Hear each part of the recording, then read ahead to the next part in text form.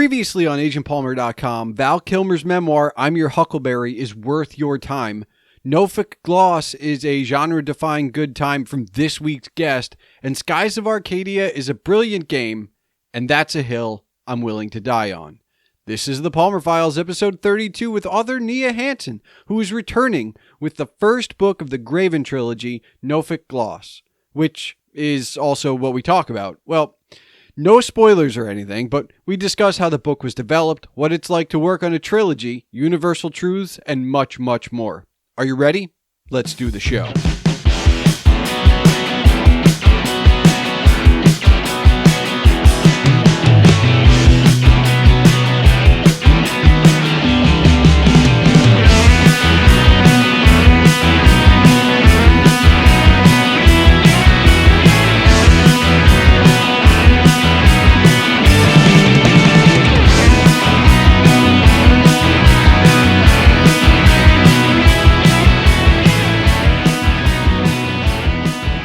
Hello and welcome to the Palmer Files. I'm your host, Jason Stershik, also known as Agent Palmer, and on this 32nd episode is Essa Hansen, who is returning to the show as promised, because since we last spoke on mic, her book, Nophek Gloss, the first book of the Graven Trilogy, is out and available.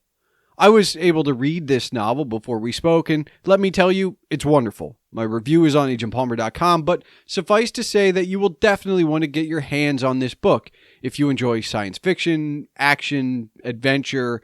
It really is genre-defying. Now, Essa is returning, and if you missed episode 21, in which we discuss her day job as a sound engineer at Skywalker Sound, well, then go back into the archives and get listening.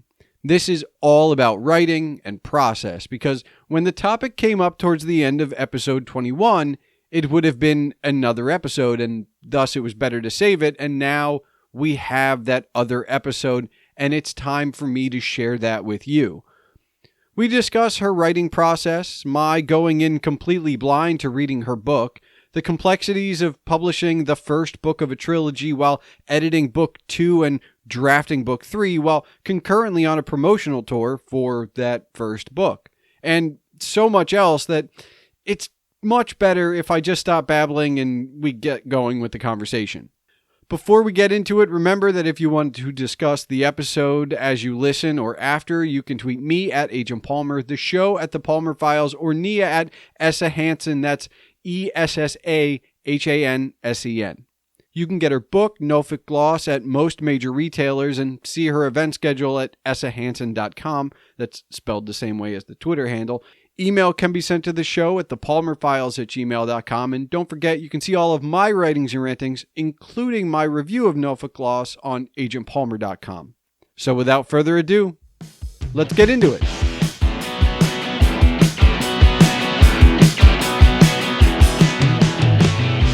Essa, when I had you last on, we had talked about you having a book coming out and that we were going to save a lot of that conversation. But one of the things I asked you was, is it real? So I'm going to start with, you have the book physically in your house now. Is it real? Yeah, there's a difference between is it real and does it feel real? Because I've known that it's been a real thing for, since I got the book deal. But definitely having the physical copy adds another veil of realism to it. Especially this year where we're so isolated from each other. And like all of my social connections and communication is all digital. So the world starts to feel really closed in and surreal just in general. And then writing on top of that adds another layer of surreality. So actually getting the physical book and being like, oh yeah, okay. This is a real thing that's going to be on shelves and it's going to be in readers' hands. It's great. So I've read Nophek Gloss and I absolutely loved it, but I'm a man of spoiler-free reviews here, and we're going to discuss this in a spoiler-free way. So I'm actually going to throw it to you for like a quick synopsis, because like I don't know. I don't want to give away too much. Well, and there's sort of, I always struggle with that because the first 2 chapters are kind of, I felt like a spoiler, like the premise, or not so much that it's a spoiler, but just that like I don't want readers to not get the surprise of it. Sure. But there's no way not to spoil the first 2 chapters, so that's fine. There's stuff later in the book that I try and conceal, but I think I'm not an author that's really good at doing twists intentionally. So I think part of it is me trying to preserve like my little nugget of surprise that's built into the opening. Well, I mean, so from the blurb, like which I will just straight up read because it seems like before I actually read this, did you write the blurb or did you like submit the book and then somebody else wrote the blurb? Yeah, my editor writes the blurb, and they're conferring with sales and marketing. So the blurb or the copy on books is very much engineered to target readers. So sometimes it's not completely accurate, or the details are a little bit skewed to make it more exciting, or like to appeal to a very specific readership. I'm going to read this because we need to. I need to tease this for everybody, but then we need to tell people what the book is. So, Caden's planet is destroyed, his family gone, and his only hope for survival is a crew of misfit aliens and a mysterious ship that seems to have a soul and a universe of its own. Together, they will show him that the universe is much bigger, much more advanced, and much more mysterious than Caden had ever imagined. But the universe hides dangers as well, and soon Caden has his own plans. Now, I did not read that before I went in. You went in blind? I went in completely blind, and I shouldn't say it. So I wasn't completely blind. I follow you on Twitter, and during this process of writing this first book, I kind of gleaned some of the sci-fi aspects from your Twitter, like, oh, I'm researching physics, or so I kind of pulled in some of the things, and it's kind of a unique way to get a feel for a book as the process by which the author's like, well, this is what I'm looking into now, right? Like, this is writing in the 21st, 30th, whatever century we're in anymore. Were you worried about sharing too much? I mean, obviously Twitter is a public platform and you're still writing, but that's a good question. I hadn't thought of that before. I guess I am. Like, I won't share things that are spoilers, but if it seems, I guess the world building aspects are more safe, I think. Because the world and some of the technology and aliens and that stuff is cool, and I think gets people interested, but it's not spoiling the plot or anything character specific. So there's still a lot to explore in the book, but they can get the little tidbits of the world and like the setting that they're going to be in for free. So we're going to go back for a moment. Did you always want to write a book? I'm not saying this book. I'm just saying in general. Like, did you always want to write a book? I always wanted to write. Okay. I don't think I had like a book as my goal. I was always just the process of it and the world building and exploring the characters and themes and message really engaged me and was my passion from a very young age. But I don't think I ever encapsulated that in I want to write a book, or I want it to be a book that's on the shelves, or, I need to be an author. I wasn't sort of applying those concrete aspects to it. I just loved the process, and I loved creating, and I loved the medium of words. So I always loved writing, but I didn't need it to be a book. I didn't need to be an author. I was just immersed in the process. All right, so you're immersed in the process. Where does this story come from? Like, is it you wake up from a dream and you're like, I have a story? Or is it just like coalesced of like, I've been involved in all of these other creative pursuits and projects, and I think I want to do that myself? My ideas usually come from like some little small spark that then, it just expands into a world and a story as, I'm brainstorming more and exploring it myself. So I was writing other things, and then this little seed idea for this one came in, and the ones that snowball and they get my excitement going, I know is something that I need to run with, because that'll show up in the writing. Like the author's sense of excitement and passion for the project and love of their characters will show up in the writing. So I always go for whatever idea is pulling me at the time. So this one started from a little spark and grew from there, and I just ran with it. Now, it is a trilogy. At a certain point, do you know it's more than one book? Or like, what was the first draft like? Was it the book? I know it's not the book that I just read, but was it, more than that? Was it less than that? Like, where's the process from, like, I have an idea? Mm-hmm. So my first idea, actually, it started with the world, the bubble multiverse, and then I knew I needed a character to have any kind of plot at all. Like, to be able to explore the world, I needed a character. But my original idea had Caden already an adult, with a ship and a crew and, established and able to explore any of the different worlds in this multiverse that he wanted. But as I started to explore his backstory, like, okay, how did this character come to be where he is now? It went all the way back to his childhood, and that story ended up more interesting and intimate than I had originally planned, and turned into this from a sort of prologue short story idea, like I'll just, jot down this character's backstory. It just kept going and became this whole first novel. You sound like at least one of my creative writing teachers in my education somewhere. Like, you sound like their perfect student. They're like, oh, where does this character come from? And I'm like, I got a paragraph. Here's a paragraph of where this character comes from. And you're like, no, I got a book. It's like, I guess that's what they want. I'm somewhere in between is probably what they wanted, right? But like, that's yeah. Well, like in my other projects, I don't have a whole novel for every character's backstory, which is a good thing. All of you have a crew. As explained in the blurb, but there are a lot of characters. There are a lot of moving pieces. I've seen some of the press around the book, and space opera gets tossed around quite often, and rightly so, because what we associate with space operas is an ensemble cast. It's not like this one guy and his sidekick. It's like a full Lord of the Rings thing, as opposed to just, here's Sam and Frodo, and that's all you get, right? And you do a great job of world building with all of these characters. While it's maybe not in the book, do you have like backgrounds for all of the characters?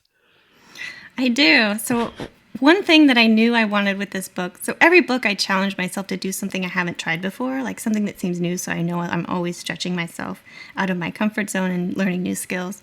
So I knew I wanted to do an ensemble cast because it seemed difficult.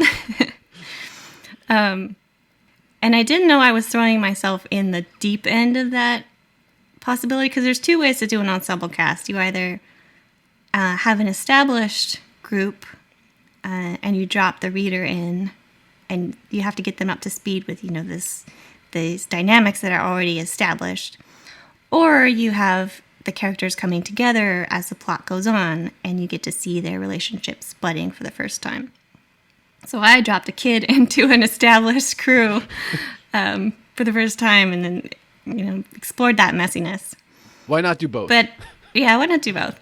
But I did have to develop backstory for all of them. And originally, a lot more of that was in the book. I ended up having to merge. I had a coming-of-age plot and a revenge plot, and they weren't quite melded together well. So it was a lot slower, and there was a lot more bonding with the crew and, their backstory and relationships with Caden. So I condensed all that, but I still had to do a lot of backstory for each of them. Not a whole novel, not a whole novel for all five, but enough to sort of figure out their dynamics with each other and make sure they're all sort of different enough. And what I ended up doing craft-wise was I made a grid the characters on the top and the side, and then in each sort of cell, I would put their relationship with each other, like how they felt about each other. And that would show me like where I had weak points that I hadn't really developed, or, characters that don't interact enough. And it helped me sort of web them all together throughout the novel and figure out places to show their interactions with each other, and how Caden being dumped in sort of mixes up their dynamic and shows, the system seemed like it was working, but there's shit that they have to work out still that they were just avoiding. And so a new person in the family stirs that all up. As we're talking now, you have at least one more book to go, right? Yeah, there'll be 3 books. I have the first draft of the second book done, but it'll need editing and revision. And I'm just now starting to wrap my head around book 3. Did you... there's 2 big questions that I personally have. One, have you taken a moment to celebrate, like, I have a book that's published? Like, is that a thing that you have celebrated? Because when we spoke the last time, you were working on book 2, and I was like, but you didn't celebrate book 1 yet. So where is that in this whole thing? I've done little small celebrations for myself, but also this is a weird year. Like, we can't get together with people. I can't have a book launch day. It'll be me at home on launch day, not with friends or not at a bookstore. So that's definitely poorly encouraged me to not celebrate as much as I might if we weren't all in lockdown. But I'll have little celebrations, get, a bottle of champagne for a milestone or that sort of thing, and celebrate with friends online. Like, everybody will cheer me on. But there hasn't really been, once again, going back to the first question, that the reality of it isn't quite there. So it still feels a little bit unreal. And unfortunately, that makes it easier for me to just turn to the next thing, the work thing that has to get done. And the deadlines are pretty tight, so it's like you finish one thing, but it's never done. Just move to the next. And then I guess the second part is, did you have an overarching plot? Like, I'm not asking for spoilers, but like, did you see where a second and third book could go? Or was it like, here's the first book, oh no, what do I do now? So for an author with a literary agent, the secret phrase is standalone with series potential. So you want to write a book that, is a complete novel on its own and could just be one book, but there's potential for a series if the publishers that you're shopping it around to want to do a trilogy or an open series or however many books or duology, whatever. So I wrote the first book with that in mind. Like, the main plot wraps up. The final chapter is like a big hook into the next one. But I think, and I ended up, putting in more foreshadowing and, building in stuff that will lead to the next books. But the first novel is pretty self-contained. And that's how we submitted it to publishers. So I didn't have a trilogy in mind. And I knew the chances were super, super high that the book would not be bought. I'd have to put it on the shelf and write something new. So it doesn't really behoove you to develop more or to completely draft other books and spend that energy when you could be working on the next thing that might be the one that sells. So I had the first book, and because it's a backstory book and I had originally thought to start when he was older, I did have some plot of that, older Caden book sitting there. And so when I had to start thinking about the trilogy, that's where I started. So I knew book 2 would be some of that content, and I could re-sculpt it to fit the new characters and build up of the first book. But I actually had a lot of meat ready to go, which is helpful. But book 3 now, has to culminate everything from 1 and 2. So that's pretty much new territory. We're going to talk process for a moment, because I know you have a day job, and we covered that very well on a previous episode, but you are coming home or you're finishing work for the day and then you're writing. and then you're writing, and then you're writing. Like, what is that the process? Pretty much. And some people will get this joke, but in my head, I think like there's that meme of the hobbits where they're like, well, we've had one breakfast. Yes. What about second breakfast? Sure. So I get home and I'm like, I finished first work. It's time for second work. So yeah, I'll do as much writing as I can in the morning. And if I'm really pressed for deadlines, I'll have my brain, my subconscious working on problems during the day at my day job. Maybe I'll write during my lunch break. And then I get home and I start second work. So then I'll work as long as I need to, be meeting my deadlines. And I find that, so my sound work and writing are both creative and both in the same genres, but there's enough of a difference between the gears that they use in my head that I can go from one to the other and not, be completely burned out. I'm like, I've been creative for 10 hours, let's be creative for 8 more. I still have enough creative energy somehow to keep working, but physically it's really demanding. You have written both in the morning, during the day, and at night. Is there I am a morning writer, I am an afternoon writer, I am a night writer? Like, I understand there's a deadline and you have to write with the time you have, but if I said you're just a writer now, that's all you are, like, can you point to like, this is when I'm more creative? I don't know that I have a frame of reference anymore for like when I'm the least tired. Just tired all the time. I think definitely I'm not an early morning person, but I think in the morning, they say you only have a certain number of decisions you can make during the day, like just function-wise. So I think in the morning, my brain is a lot sharper and I can make more decisions and I can, work on story stuff easier. And by the end of the day, I still have the energy to be creative, but I'm not as sharp. And I'm sort of just working through. So I get the most done in the morning, especially if it's the first thing I turn to. Like, I'll get my coffee and I'll kind of get ready and I'll turn my brain when it's at its freshest right to my story world before I've dove into any other worlds. So by the end of the day, I've been in the film world, I've been interacting socially with my crew or whoever, and like I've been in a bunch of different realms, it feels like. And then to try to shove myself back into the story world, I'm bringing sort of this day baggage with me. So the morning feels freshest and clear-minded. Do you look? We're not in a scenario where you have a 70, 100-pound, typewriter, right? So are you just, there's a specific writing laptop, or like, are you, is there a desk? Is there a writing space? Or wherever I put the laptop down is where I write? Yeah, wherever the laptop is. It's with me most of the time, so it's at home and I take it to work. So it's always available. And it's what I use for communicating, like iMessages and email and all that, social media. So it's sort of a communication hub.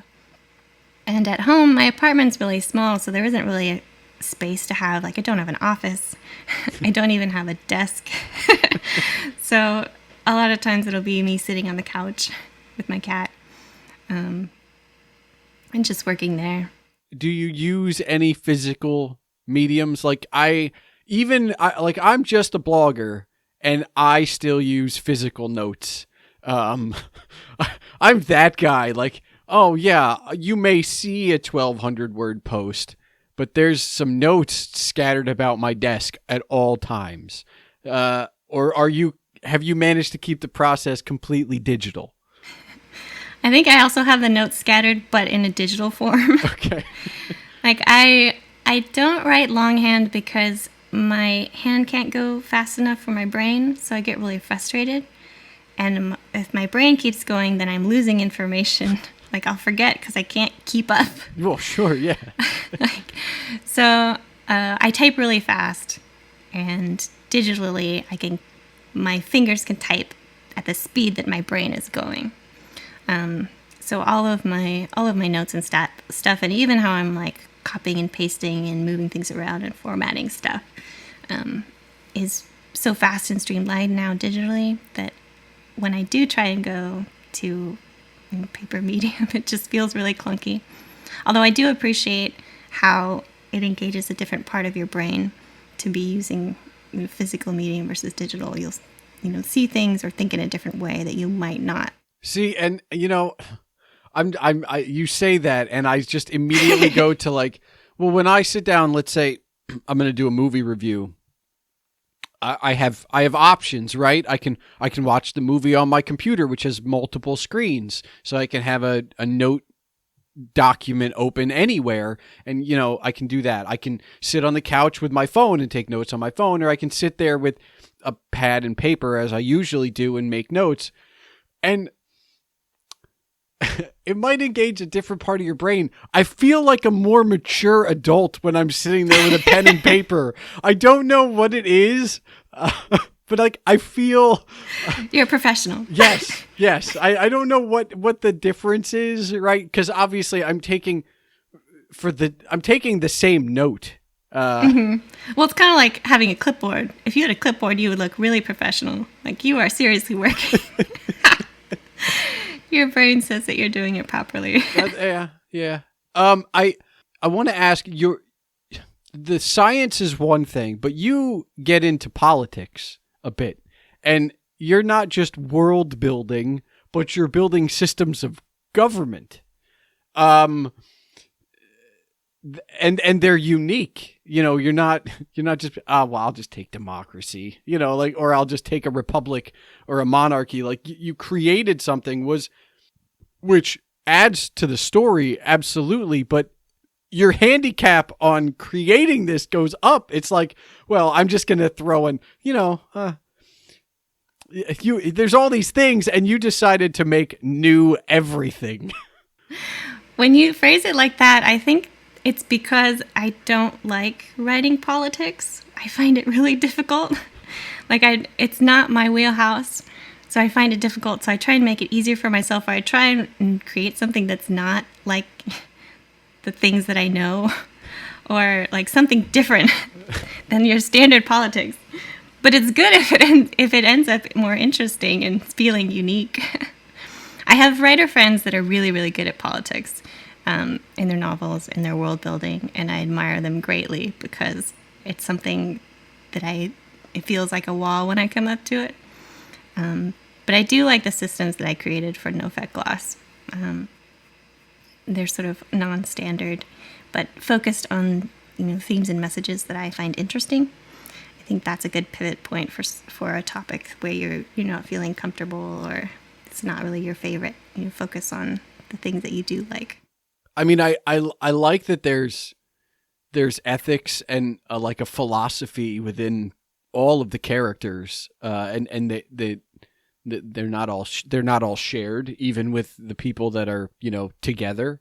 But I do have to ask, like, did you consume books while you were writing? Like, because I know there are people that are like, well, I'm writing, I can't be reading right now. But you talked about other authors, so like, do you still have time for consumption between first work and second work?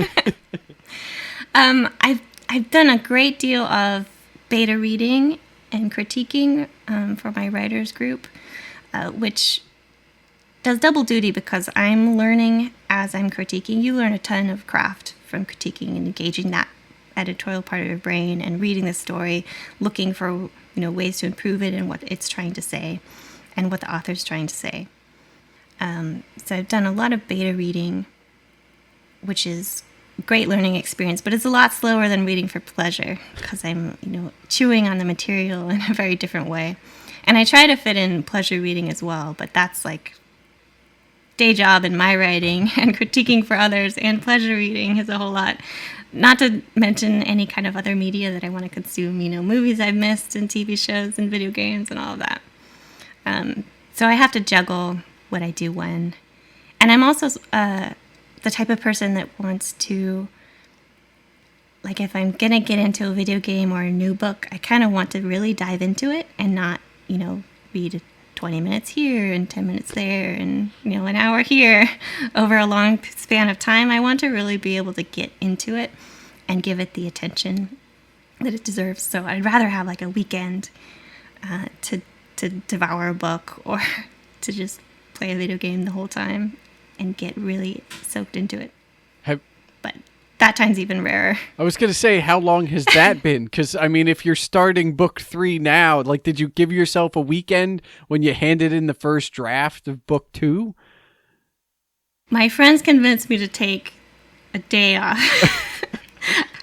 We were negotiating. I was arguing. I was like, I need to start on book 3 immediately. And they're like, no, take a day off. You've worked hard enough. When you finish the 3rd book, will you take like an actual vacation? I hope so. Well, and the thing is that, I'll turn in book 3 and we'll do edits and I'll turn in those. But then there's promotion and so leading up to launch, there's still a lot of work to do. And it's a bit nebulous when the book is actually done. Like all of them, the marketing and promotion for it. Well, yeah, you say that, but right now you're done with right now you're promoting book 1. You're going to be doing edits and rewrites on book 2 while starting the actual draft on book 3. When you get to book 3, it will be much easier. It will just be, this is book 3.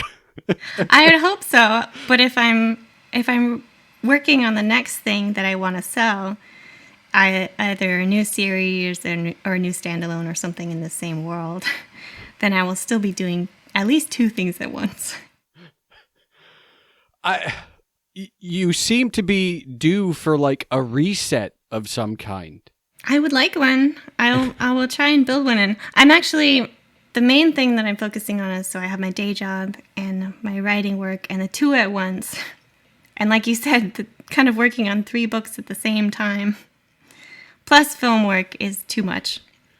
So I'm working on trying to stagger those schedules better so I'm not, deep in a film while I'm also elbows deep in one or multiple books. I don't want to add something to your plate, but I read this book and I couldn't escape the feeling that like this would work well in another medium. And I'm going to go out on a limb and say that this does not belong in theaters. This is a series. Like I think there was a point, and I honestly can't remember, and it would be spoiler anyway, right? Because it happened like 2/3 of the way into the book. But there's a point where I went like, oh, this would be great episodic television. Like this would be great, like in the vein of like a Battlestar Galactica, where it just goes on and on and on, and like, have you been able to go back and kind of process that other part of the business, I guess? Well, that question comes up a lot in interviews. Like everyone wants to know, like, if your book could be a movie or a TV show or a video game, like what would you pick, or who would you want to cast, or and my original idea when I had Caden as an older adult, got a cool hero with a cool ship and a cool crew, exploring, boundless worlds in this gigantic multiverse, was sort of more of a serial idea, because I knew I could go anywhere with him in like any kind of world, and you could actually do any genre within this multiverse. Like there's so much possibility. And I think that's probably why my brain pushed me to his backstory and really containing the message that I wanted to say, rather than like, he could do anything. Like, no, we need a plot. He has to do something specific. So I'm glad it started out at a much smaller scope and expanded from there. But my original idea with the world was definitely like serial exploring different worlds. And when I get asked like, could your book be a film? I automatically think of the budget. It would be such a huge visual effects budget because there's so much weird settings and technology and aliens, it would be a big thing. So yeah, I agree. I think something episodic like a series would be able to explore the world and the themes a lot better and sort of contain the visual scope of it. Well, yeah, and there's also the part of me that is like, well, how would you condense this into one film? You couldn't. Like like I it's an art to do that. I'm sure there is. I don't possess like the vision for that, right? Like that's a different thing, and I feel like it can't be you either. You're the mother, you're the father, you're the creator of this. So it's like, well, you just chop off like if we do this, like somebody comes up to you is like, well, this is a 5-hour movie, cut out 3 hours, and it's what to lose. What can you sacrifice? And it's a very fast-paced book, and it's actually pretty short compared to a lot in the genre. Like, it's very tight and lean. So to try and to speed up the plot to fit a movie wouldn't work. You would have to focus and cut things out. But I also thought of the world building in terms of like an MMORPG, like designing settings and politics and factions and characters and species. It's like if the reader wanted to create their own character in this world, like, who could they be? What would their goal be? What faction would they be? So a lot of my world building was sort of thinking in that scope, like where a reader could put themselves in this world and have a lot of options for like designing who they are and what they would want to do. I want to go back to the selling of the book. You sell the book, which is a process I am completely unfamiliar with, which I'm presuming is you get an agent to help sell it for you. But do the publishing houses like give you critiques on that first draft and like, we will buy this if, or is it just like, oh, this is great for a first draft, let us know when you get your second draft? Like, or is it somewhere in the middle? Actually, mine was somewhere in the middle, which is unusual. But your literary agent is submitting the manuscript to editors at publishing houses. So the editors who will acquire it. And then they will go through multiple rounds of edits with the author. Sometimes really extensive and sometimes not that difficult. And then it'll go through copy edits and proofreading and all the polishing and formatting until it's finally a book. But you definitely go through revision and edits to make it the best it can be with, a team of publishing professionals, which is really exciting when you finally sell your book and you realize that there's a whole team of people wanting to make it better and package it and get it in the hands of readers. How has the process of editing your first book impacted the writing and creating of the second and then eventual, and now third? Because obviously you learn with every edit. It's kind of a learning process. So you're not the writer when you started book 2 that you were when you started book 1, and now starting book 3, you're not the writer you were starting book 2. So what's changed? What's are you now writing to a process? Do you know what changes have been made in the first book? So like it's in your head for the second one. Like, is that in there, or are you just still writing to get the story out? Like, where are you? There's definitely no end to the learning process. Like, there's always craft to learn. There's always areas to improve on. And I try and be really aware of strengths and weaknesses and the things that I want to work on. And so book 2 is bigger in scope, and I'm doing some difficult craft mechanics to challenge myself. So I'm definitely out of my comfort zone like I was with book 1. Like, I don't know if I'll ever be in a comfort zone of any kind, because book 3 will just be in bigger scope and I'll be trying new things there as well. So I'm definitely the sort of person that keeps pushing themselves to do better. And there's deadlines, and you can't be a complete perfectionist because you just won't have time. Or I felt like it was difficult to keep up with the learning I was doing, like the advancement of my craft, and the time that there was to work on the book. Like, you could keep working on the same book over and over, and you're learning so much each time that you would just endlessly be working on the same book. So you got to be able to put it aside.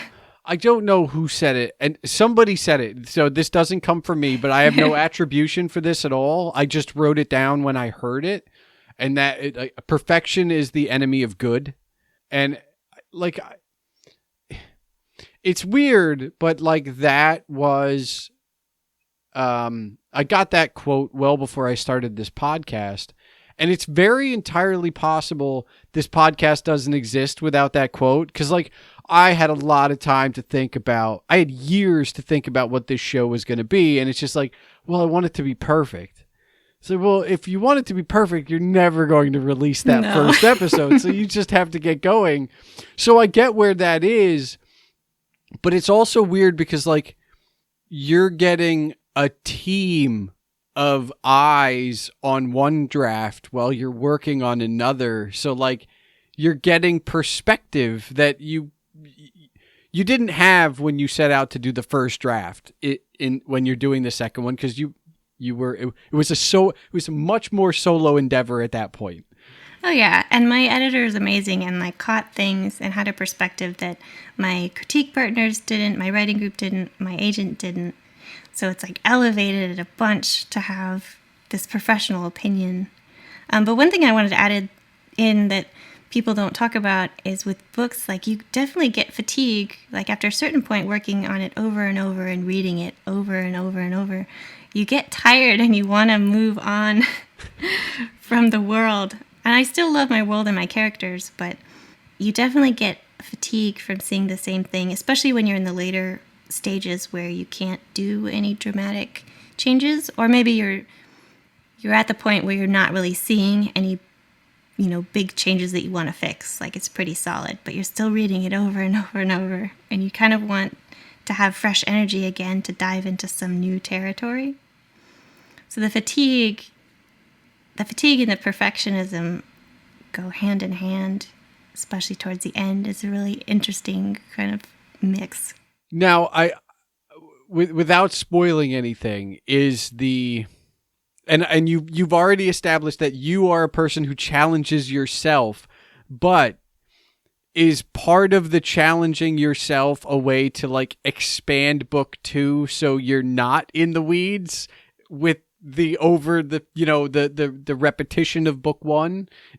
So you're not necessarily taking left turns, but you're stretching so it's new.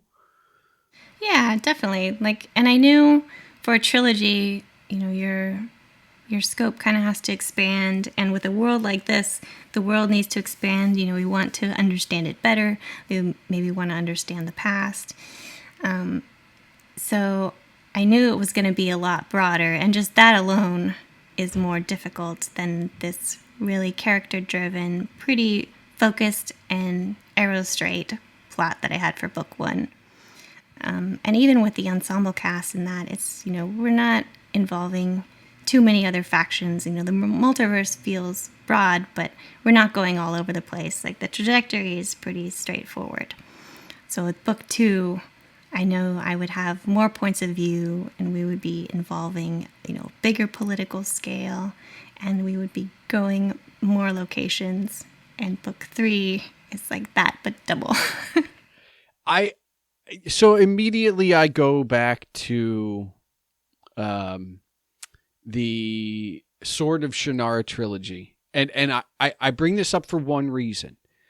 Book 2 contains within it a few new characters, which I think is Elfstone. So within Elfstones, there's a few new characters who then get told the story of book 1, the Sword of Shannara, right? So it, like within book 2, like had you picked it up without knowing about book 1, the events of book 1 you're brought up to speed. Because it's, apparently everybody's got the Stan Lee thing, right? Where it's like, it's always somebody's first. Not everybody's going to read this in order. Was that something that you had to do? Whereas you look at something like The Lord of the Rings, where it's one arcing story and it's not quite as episodic necessarily. Like, you don't read The Two Towers and find out what happened in the Fellowship. It's not a thing. So, was there a discussion, or was it like did it just happen naturally? Like, where does that fit in? Because you are writing a trilogy. It's definitely an art in a second book to be able to get the reader up to speed without being like on the last episode of, Although I've heard some readers say they really like when there's like an author's note at the beginning of the book, just like with a quick recap, like, here's what happened. I'm like, thank you. But I prefer the challenge of trying to fit it into the narrative naturally. And like, the character might not naturally reflect on like, back when I was doing this and this and this and this and this. Sure. So there's a craft to trying to fit in reminders for the reader that feel natural, especially in like a deep point of view like I have, where we're really only experiencing what the character's experiencing or thinking. I can't intrude extra information without it feeling out of place. So you usually have to figure out, what events you're putting in the first few chapters that would naturally bring up reminders of, past things that have gone on, or even sort of more micro scale within a scene, something that triggers a memory or gets the character to explain something, or, so you're weaving in all these little bits that hopefully remind the reader. But again, like, there's no way to know if the reader has just finished book 1 and book 2's out already and they dive right into it immediately. So if you have too many reminders, it's going to be frustrating. Or has 5 years passed in between them reading book 1 and 2 and they know absolutely nothing. So you can't guess, and there's no way to win. So you do your best to ride that line between too much dumping of information of the first book and being so subtle that the reader feels lost. You're getting response back now from like the early copies that went out to press and et cetera. Are you, what's it like to get that kind of response, or any response? Because obviously the first book, you have your team that's helping you, but it's not like I'm here going like, yeah, it was great. Like, I loved it. I loved when you did X, Y, and Z. So when you start hearing that from the internet at large, what's that like, especially when you're still working on what's to come? Yeah, I've heard this from other authors where the weirdness of, your first book, when you have a series, your first book is launching, but you're so deep in the next one that it's almost odd to like look over your shoulder and be like, oh yeah, that other thing. Because your brain is just so focused on the next thing. You're always ahead of the readers too, so they'll be commenting on things in the first book, and your brain is set on, the next phase. Well, you should be used to that, because if I remember correctly, right, when we were talking about sound, you said, oh yeah, it's great when like trailers drop because we're done, or like when movies come out, because like we're done with them already and they're behind. So for you, this is kind of like the way things are. You're eternally ahead of the rest of us. It's true. Like, can't talk about it. Oh, people have it now. We can talk about it.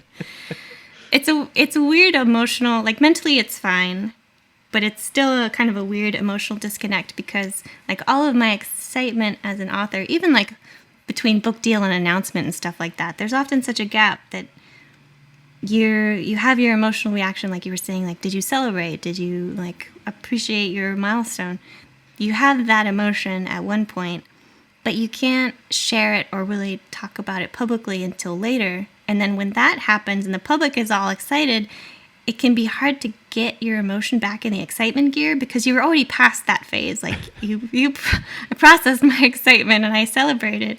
So to try and like echo it again can be a bit weird. And maybe other people are better at this, where, they get back in that mode really easy. But I find it a little jarring that you're always sort of skipping over yourself and the public and people who are absorbing your work. In film and book as both, but it's a weird sort of leapfrog It does feel natural because I'm used to it, but it's still kind of weird to be in a different phase of everybody else, and you're like looking back, like, oh yes. Is this for this book in particular, more so than like anything else you've ever done? Is this the most press you've ever done for anything? I was reflecting on this the other day. I was like, I have done more like video, audio, interview kind of like events and virtual things in the past 2 or 3 months than I've done in my entire life up till now. And that will probably continue. Has it? Again, how has that impacted the process of book 2 and book 3? Because you're now actively. I mean, we haven't really done much because I really want to let people be surprised. But like, has talking about these characters and the process for creating them, like, and revisiting all of these things, like, has that had an impact on the actual creation you're doing now, or can you compartmentalize those things? I think I can compartmentalize. It's hard to say because right now, and especially this year, a lot of it is more based on fatigue. Like I'm managing my own energy and mental health and that on a daily basis. And I'm very shy and nervous at this sort of thing, and usually very quiet. So to do events like to record a podcast or a video interview or a panel is a big learning curve for me. And I hope that I'm getting better. I can't quite tell yet. I feel like I'm getting a bit better. I mean, better is relative because obviously, you know, sure. I might not be as good as the next guy who might be better than the next guy or whatever, you know, whoever the hosts are. Maybe. But are you feeling more confident going into these? Like now that you've done so many of them, is the confidence building up?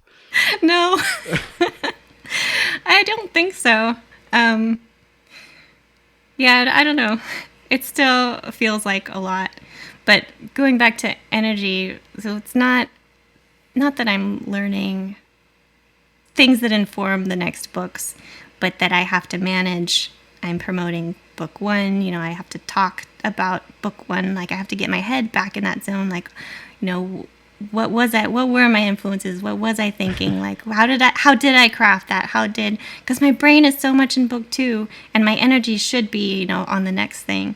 So I'm constantly switching gears, which is really demanding on top of everything else. So that gear switching and getting my brain, even though it's all in one world and it's a continuous story that's going, it still feels kind of compartmentalized between book 1 and book 2. I think because 1 I spent so much time on in the nitty gritty, and then book 2 is a lot more in flux. So they feel different in my brain when I'm thinking about one versus the other. So that's been the hardest part.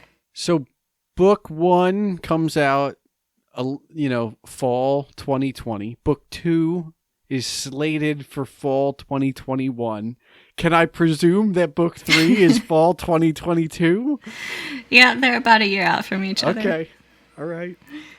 Which I think if you're not in publishing, it might seem like a lot, like a year apart. And I remember when I was a young reader, you know, it seemed like a long time to wait for the next book. You know, you're not thinking of what the author has to do to create it. Or even things like the book length. Especially in sci-fi and fantasy, like the books can be really long, and it takes that much more time to create and to edit and to go back through. So there's definitely, it's like 1 year schedule for a long sci-fi novel is tight. So hopefully the readers can wait. I'm working as hard as I can. Is there obviously this trilogy is I'm not going to say unto itself, right? Like, you know, but whatever project is after this trilogy, are there any lessons, you know, because you're basically halfway through it right now.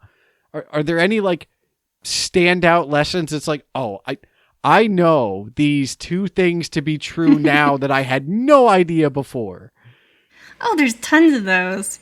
Yeah, tons of new things. And I think I keep seeing that as my craft improves, I'm noticing new layers in the prose and the structure and that. Like I'll notice things that I just could not mentally see before.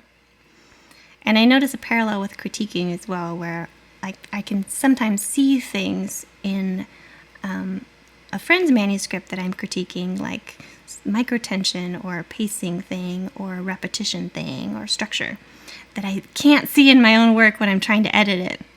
And now I'm like leapfrogging that a little bit, where I'm starting to see those higher level things in my own work more and more. So it's just sort of uncovering layers of like better and better craft, and having the perspective to see the problems and knowing how to fix them. So sometimes you can see the problem, but I just don't know how to fix it, and maybe my editor will know how to fix it. Sometimes you can see it and fix it. Sometimes you can't see it at all. So there's like a whole range of, for every problem you could encounter, there's a range of how you're able to perceive and deal with it. All right. I think I feel like I asked you this before, but I'm gonna ask you again anyway. So you work, first breakfast is movies, second breakfast is books. What's elevensies for you? Like, is there another medium you want to tackle? Like, is the next one out video games? Are you, what? Well, I've already put most of my hobbies aside. So I would hope to fill any free time with, enjoyable things that aren't me working on something. But in terms of like what I would want to do, I think video games would be cool. There's so many art forms that I would like to play with, or that I used to. Like I used to do more digital art that I haven't in many, many years. I used to play music and compose music. I haven't done that in a long time. So maybe I'll pick up hobbies back again when I figure out the work life and the work balance. I think I'll start figuring out the work balance, and then we'll go to work life. But hopefully introduce hobbies that are creative at the same time, that aren't work. Because I was discussing this with someone else, that it can be really healthy to have your creative work that's work, and then to have a creative hobby where you're not beholden to anybody else. You don't need to present it to people. You don't, like, no one's going to critique it, where it's just you creating for the joy of creating it, whatever that medium is, and not, needing to force it into a form. But you don't have that anymore. I don't right now. I used to. Well, that was writing. So well, writing it was writing. That. Sure, it was, but now. Now I'm writing for a readership. Well, yeah. So now you've got that times two. Now it's work, and I have deadlines. So you really do have work, and then life, I guess. Yeah, I'll figure it out. Is there one or two kind of like writing tips you can give for anyone out there who has an idea but has yet to take that next step? So getting started is really difficult for a lot of people, and then after that, finishing something is really difficult. But I think if you have an idea and you're interested in dabbling in writing, just get started. Just figure out what about it really excites you and follow that thread. That's always how I go with new ideas that I have, or even when I'm stuck on a problem, I'll figure out what's exciting or try and brainstorm until I find the thing that hooks me in, because I know that'll be what the reader's also going to go for. But just getting started can be the first hurdle. And then in terms of other writing advice, I think finding, and this took me a long time, finding a group of people at a similar stage as you and growing together, and having people you can talk to who understand the process that you're doing, no matter whether you're pursuing publishing or not, but finding a group of people that understand and that you can talk shop with and commiserate with is really important.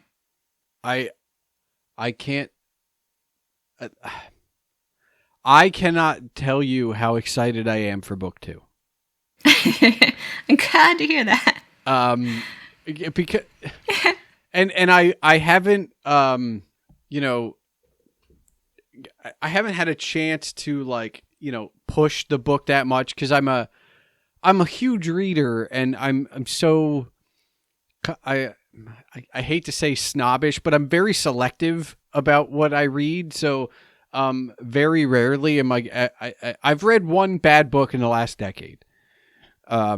So I've been very lucky, but I'm also very, I don't know, specific. Like I'm sticking to my lanes, right? And some of that's because there are authors that I'm just reading their bibliographies of, and they're prolific, and that's what I'm doing. And I will clearly just add you to that list, and that will be, but it's. Well, I have a question for you. Sure. Because I remember you saying that you hadn't really been reading sci-fi for a long time. I had. And this sounds like it was sort of one of, if not the first, one of the first science fiction novels that you kind of got back into. So what was it like, you know, not reading this genre and then jumping right into one? It's fresh. You know what? It's so about 5 years ago, 6 years ago. Oh man, 7. I don't know. Sometime early on in the history of my blog, I did I guess a time travel book. I reviewed a time travel book, and the authors, it was co-authored, and one of the authors had a young adult sci-fi series, and he sent me the first 2 books, which I think there are only 2. And that was the last sci-fi I had read until probably 3 years ago, when it just so happened that one of my local, not my local, but one of the nearby local state representatives had written a sci-fi book. And I was like, well, I'm okay. You know, I'm interested enough in the genre, but I'm not reading it. And I read that, and I was just like, this is amazing. This is great. And so it's not like I was completely in the dark. I wasn't coming at it but having like, oh, it's been a decade. But it had been a while. And I think the most important thing is the amount of books in between those 2 young adult and that one standoff, and then that one standoff and yours was like 50, 60. Like there are. Right. So time is one thing. But I mean, you know, for the non-reader, it's movies, right? If you only watch Star Wars when it comes out in theaters, how many other movies are you watching in between Star Wars films, right? Right. And so it takes about 2 or 3 chapters, personally, to get back into how this stuff works, especially because when I look at everything I read in between, which is like like Cold War spy fiction, and some other just kind of like fiction-y things. And then like, I've been on a big like NASA biography kick. So like the science kind of jumps out at me first, and it's like, okay, all right, we have to learn things work differently here. And like, I'm glad, like you wrote it in a way that like the adjustment wasn't a lot, but it was also like, okay, this isn't, we're jumping into Saturn V and taking off for the moon. Like the physics works different.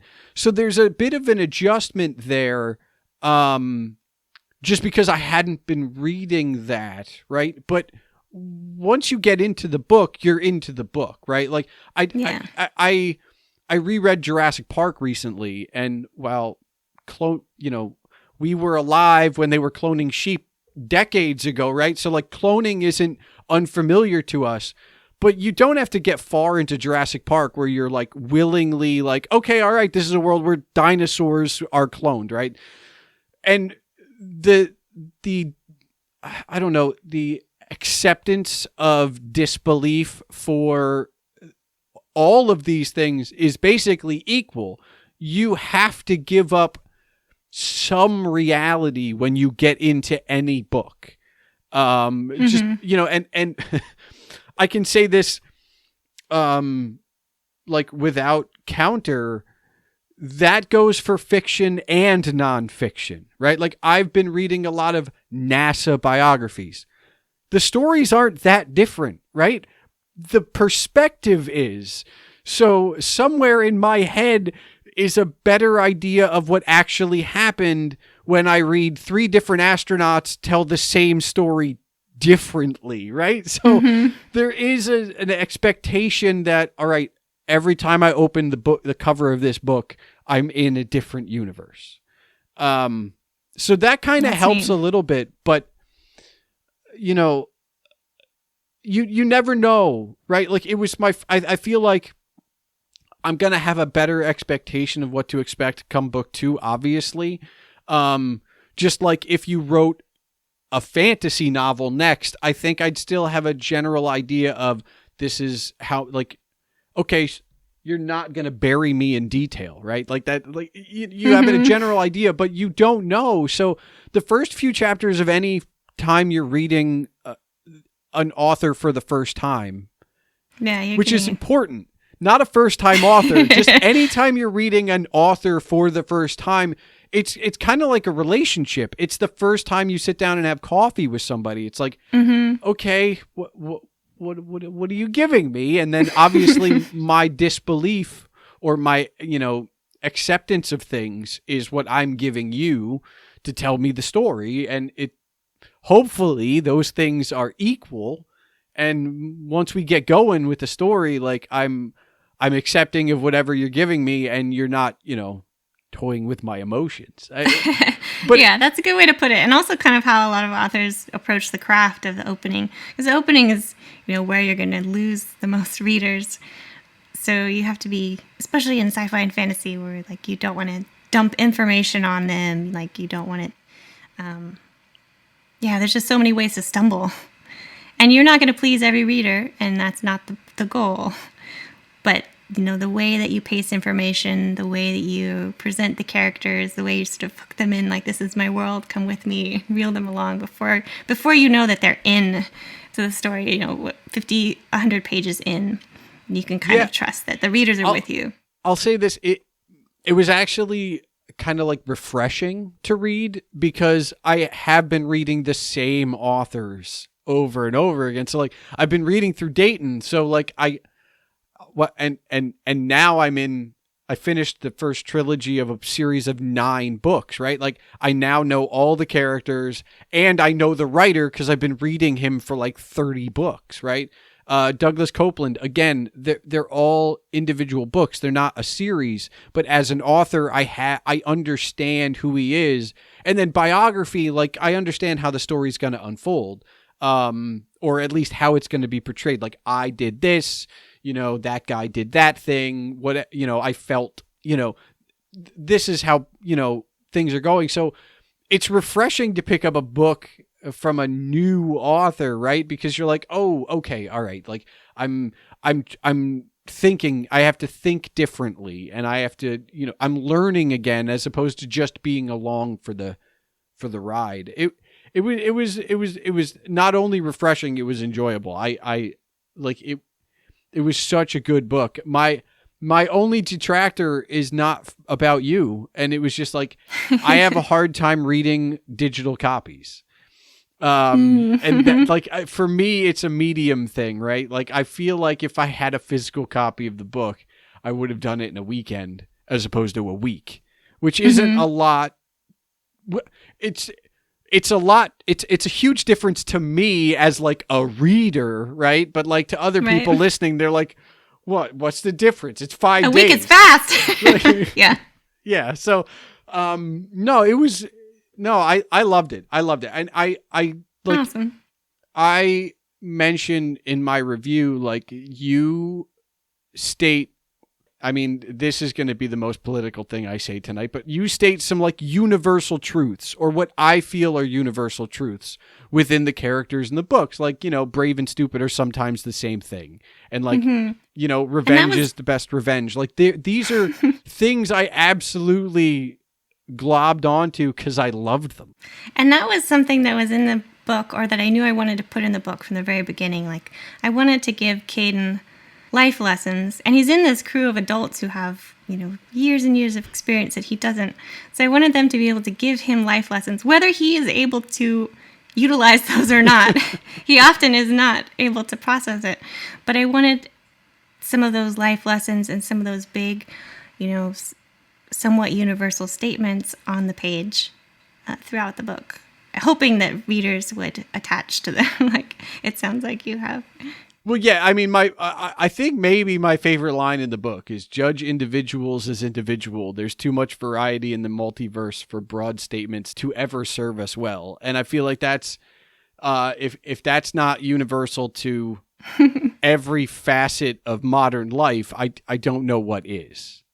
Mm-hmm. And I loved exploring, I wanted a world where diversity was the norm, and then throwing this kid with very limited experience into not only a physically vast world, but a very diverse world, and trying to have him understand just the complexity of that was really fun, and something I knew I wanted to try to approach as best I could in the story. And in books 2 and 3, we'll get into that more. I can't wait.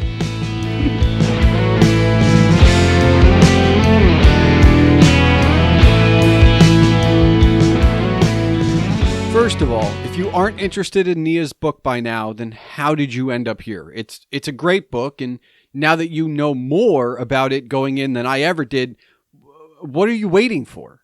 But I want to focus on the last 2 major points we covered about the creative process.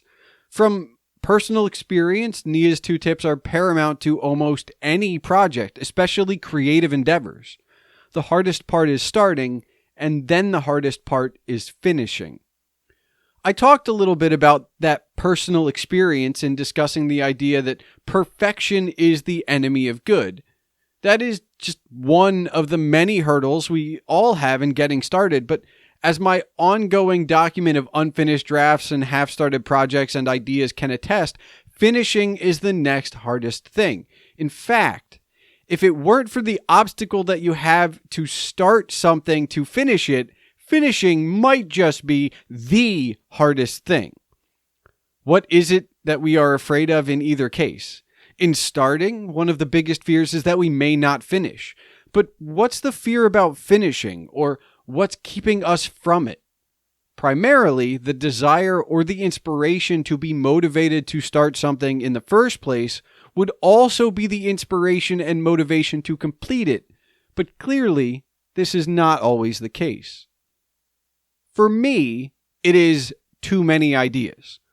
The single most common reason I have unfinished projects is that I had another idea, or in many cases, another few ideas, and moved on. I'm not so much more afraid of not finishing something. My fears, as I have come to know them, are from not moving on or from not completing or backing the correct project. Don't let the fear of not finishing something keep you from starting something, and by extension, if you don't finish it, it doesn't mean that you won't finish something. I do not suggest you go from half project to half project to half project, but as my many unfinished drafts can attest, you will complete some and you won't complete some. But the key there is that I do complete some. I'm running at best around 4 in 10, meaning that a little less than half of everything I start, I finish. I don't see that as a bad thing. It's just the way it is. And if you talk to my friends, and you've heard from some of them during episodes 25 through 28, you know that I always have ideas. So batting around 400, so to speak, is really good. But even if that went down, I would still be finishing some of them. And that's very rewarding and worth your time, your passion, and your effort. Because even if it doesn't become a published novel, or a major motion picture, or the next Grammy-winning album, or even the next huge mainstream podcast, you will have the knowledge that you finished. And that is something that no one can take away. And it can usually give you the confidence to start the next thing, or go back and dust off something else and keep going. Just keep being creative. You don't really know where you're going to end up when you start most of the time. And well, that shouldn't stop you from getting started or from crossing the finish line. So here's my question to you. What have you been putting off in starting, restarting, or finishing? And why not give it a go? Seriously. Why not? Thanks for listening to the Palmer Files, episode 32. As a reminder, all links are available in the show notes, and now for the official business. The Palmer Files releases every 2 weeks on Tuesdays. If you're still listening, I encourage you to join the discussion. You can tweet me at Agent Palmer, the show at The Palmer Files, and Nia at Essa Hansen. That's ESSAHANSEN. You can get Nia's book, Nophek Gloss, at most major retailers, and don't forget you can see all of my writings and rantings, including my spoiler-free review of Nophek Gloss on agentpalmer.com. Email can be sent to the show at thepalmerfiles@gmail.com if you have any feedback on this or any previous episode, or if there's a topic or guest you'd like me to consider.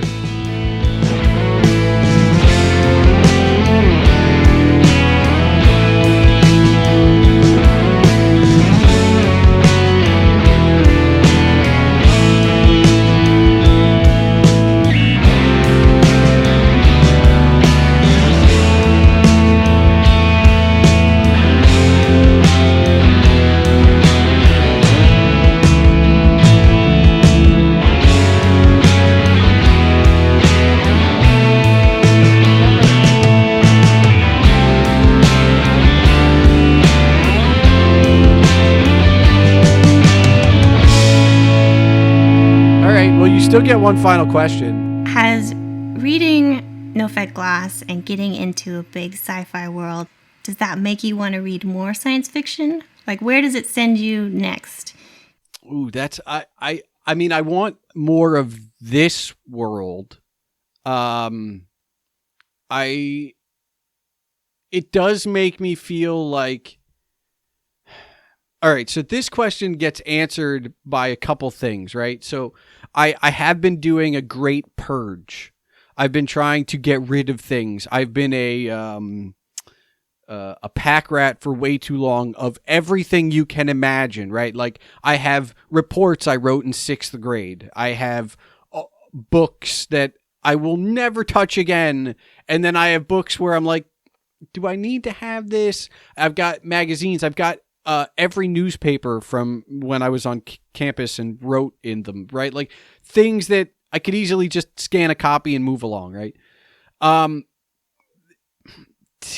that adds to the fact that I'm looking at reading and enjoying sci-fi because of you, and I go, I've got some Arthur C. Clarke and some Asimov on my shelf, and I haven't read any of that stuff since I was like in decades. I was literally in middle and like early high school the last time I picked up those kind of sci-fi books. And when you add the purge of like what I'm keeping and what I'm not, and like, look, it's not completely bad. Like, some books I am upgrading from paperback to hardcover because I'm like, that's a book I want to keep forever. But it does kind of put it in there where it's like, I think I may have to add some more of those. And look, they're not all classics, right? I know Clarke and Asimov are classic authors. Not all of the books I have are like the classics, but I may have to start revisiting some of these because it was fun to go back to that world. And I was that was... It was 50-50, right? It was a coin flip. Like, when I was in 5th and 6th grade as an early reader, it was Tolkien, Clarke, and Asimov, right? And somehow I ended up going more towards fantasy and left the sci-fi away. But if you go back to where it all started, it was a coin flip. Like, it could have gone either way. And so the fact that I've strayed so far, and, towards the end of the episode, I explained, like, these are the last few sci-fi books I've read, period. It's weird that it took, those circumstances to get me back into it. I think if nothing else, this is like the bell ringing, like, okay, just don't forget about sci-fi. Like, you have all these other things. You can throw a sci-fi book in a little bit more than once a year. Right. You're reading so eclectic. Like, here's another thing you can add in. Yeah, I feel like it's the best way to describe it is like it's a smell, right? Like you walk into like, for me it's the smell of like a cigar. Like I'm old enough that, like, okay, there are two, and I can't name them. I'm not like a cigar aficionado, right? But like, if I smell secondhand cigar smoke, there are two different kinds I distinctly remember. One takes me to college football games when they were still smoking there, and the other takes me with my Uncle Don to like baseball games, right? And it's that smell that sends me back, and no matter where I am when I smell that smell, it's like that's what I think of. And your book was kind of like, oh no, like I liked this. Like, that's a thing I liked. So why? That's really interesting. Well, I'm glad. No, I mean, yeah, look, I also look forward to the fact that Dayton, I now have less books to read for reading through all of the Len Dayton things than I did. Like I'm past halfway with that. And Douglas Copeland, who I kind of added to the rotation a little bit more quickly, I'm about halfway with his books as well. So the idea of, oh, I know what I'm going to read. It's what do I fill in because I don't like, because I like to keep my books eclectic. It's going to be like, it's not going to be as easy. It's not going to be like, oh, okay, it's time for another Dayton. Like, oh no, like I'm done with those. So it's good to kind of like, all right, well, I can stretch this out a little bit more. It's time to get sci-fi back into the fray. So Sounds mission good. accomplished. Thanks for, pushing you throwing me back or into the bubble. reminding you. Yeah.